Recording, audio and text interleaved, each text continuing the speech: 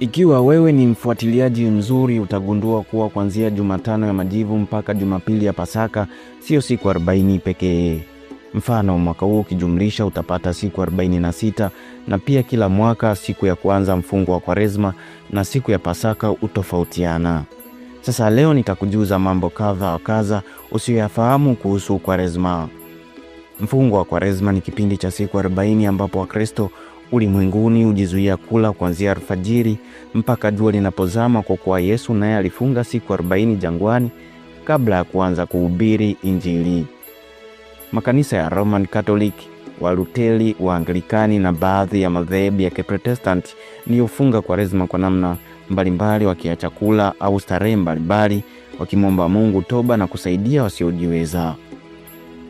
Usichokijua kuhusu Kwaresma ni kuwa Wakristo hawafungi siku ya Jumapili, kwa kuwa Jumapili ndio siku aliyofufuka Yesu. Haifai kuwa siku ya huzuni au maombolezo.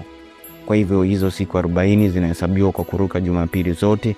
Ndio maana kutoka Februari 18 iliyokuwa Jumatano ya Majivu mpaka Aprili 5 ambayo itakuwa Jumapili ya Pasaka, ukitoa Jumapili katikati, ndio zitabaki siku 40.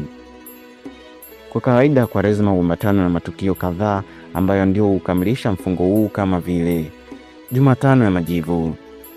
Hii ndio siku rasmi ambapo Kwaresma huanza kwa waumini wa baadhi ya madhehebu kupakwa majivu katika paji la uso. Majivu haya huwa ni yale yaliyobarikiwa katika Jumapili ya Mitende mwaka uliopita, yanachomwa moto hadi kugeuka majivu.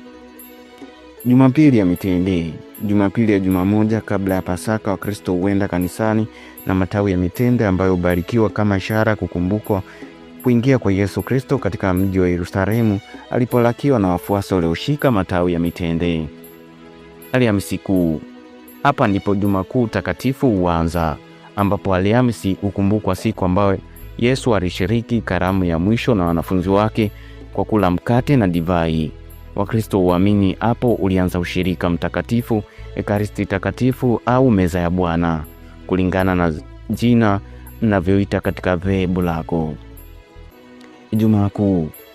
Siku hii Wakristo huadhimisha kuteswa, kusulubiwa, kufa kwake Yesu Kristo, na kwa katazo la kiimani Wakristo huwa awali nyama siku hiyo.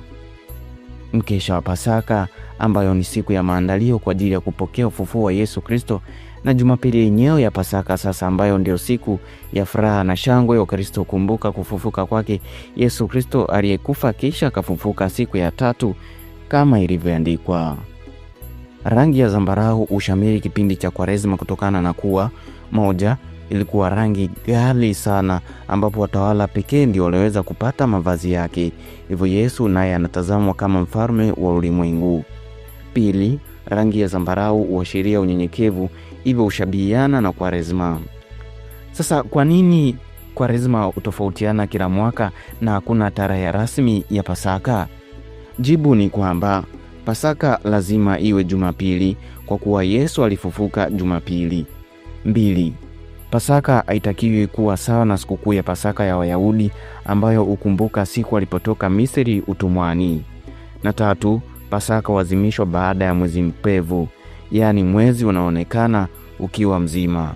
Hivyo mwezi mpevu ukichelewa, Pasaka nayo itachelewa, na ikiwa mwezi mpevu utawahi, Pasaka itawahi vile vile. Hata hivyo, Pasaka wakati ya mwezi Machi hadi Aprili. Hii ni Mkandia TV na Eric Simon. Hadi wakati mwingine.